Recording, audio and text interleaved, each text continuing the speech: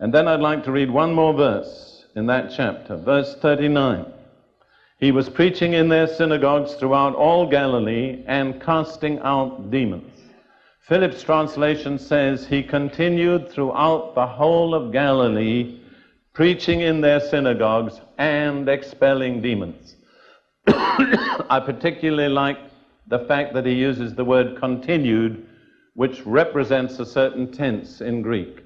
He brings out the fact that this was not an isolated, dramatic instance that just took place in one synagogue, but that it was his regular practice in every synagogue to do two things: preach and expel demons. And he did it through the whole of Galilee. There must have been hundreds of synagogues in Galilee.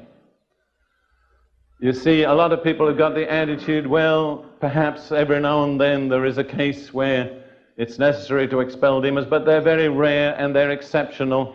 And usually the attitude is, and if there are such people, they're either in jails or mental institutions.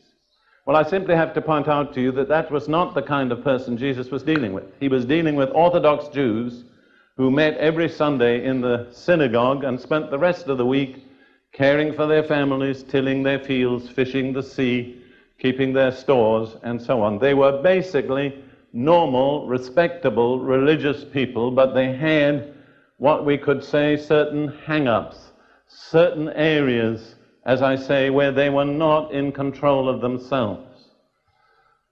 So do not get the impression that a person who needs deliverance must be either a criminal or a maniac. It's just the same kind of people that we deal mainly with today, not exclusively. Good, respectable, religious people who attend church and say the right things, but in their lives, somewhere, there's an area that's demonized, where they're not in control. It may be in their physical desires, maybe in their emotions, it may be in their mind. I'm going to deal with the various areas later. But if you can accept what I've said, it will clear away a whole lot of prejudices, which will keep you from being able to see this subject objectively. It's a funny thing, but people in one nation can easily accept that people in another nation could need deliverance. I've dealt with this subject in Denmark. The Danes have no problems in believing that Americans need deliverance. See, and the Americans have no problem in believing Africans need deliverance.